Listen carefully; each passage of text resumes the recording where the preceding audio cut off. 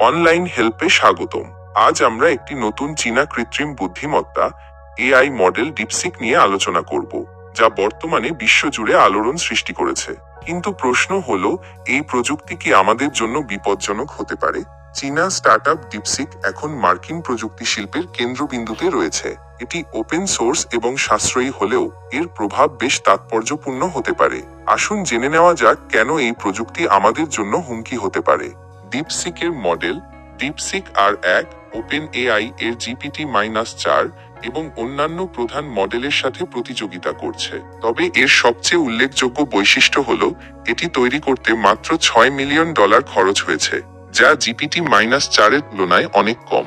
কম খরচ, ন্যূনতম কম্পিউটিং শক্তি এবং একটি ওপেন সোর্স মডেলের সাথে এটি দ্রুত জনপ্রিয়তা লাভ করছে। চীনের ক্রমবর্ধমান প্রযুক্তিগত অগ্রগতির পাশাপাশি এটি বাজারে মার্কিন সংস্থাগুলির জন্য একটি বড় চ্যালেঞ্জ তৈরি করছে। যেহেতু ডিপসিকের মডেলটি ওপেন সোর্স, তাই এটি গবেষক এবং ডেভেলপারদের জন্য সহজেই অ্যাক্সেসযোগ্য।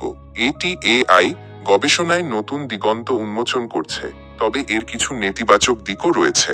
এটি কোনো সরকার বা সংস্থার নিয়ন্ত্রণে নেই, এই বিষয়টি যথেষ্ট উদ্বেগের। যদি এর অপব্যবহার করা হয়, তবে এটি বিশ্বজুড়ে বড় ধরনের নেতিবাচক প্রভাব ফেলতে পারে। উদাহরণস্বরূপ, মিথ্যা তথ্য ছড়ানো, সাইবার আক্রমণ বা বিভিন্ন নিরাপত্তা সমস্যা তৈরি হতে পারে। এই প্রযুক্তি আমেরিকান টেক সংস্থাগুলির জন্য একটি উল্লেখযোগ্য ঝুঁকি তৈরি করতে পারে। আপনি ভাবতে পারেন, এটি কিভাবে আমাদের জীবনে বিপদ ডেকে আনতে পারে? ডিপসিকের কম খরচে কার্যকারিতা মার্কিন সংস্থাগুলির জন্য একটি বড় চ্যালেঞ্জ হয়ে উঠছে। এটি বাজারে তাদের আধিপত্যকে প্রভাবিত করতে পারে।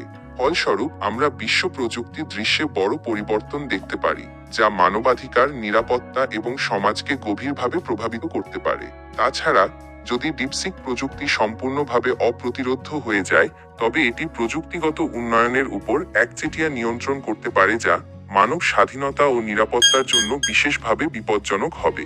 যদি এই ধরনের প্রযুক্তি বিশ্বজুড়ে সরকারগুলোর নিয়ন্ত্রণের বাইরে থাকে, তবে এটি যে কোনো মুহূর্তে বিপর্যয়কর পরিণতি ডেকে আনতে পারে।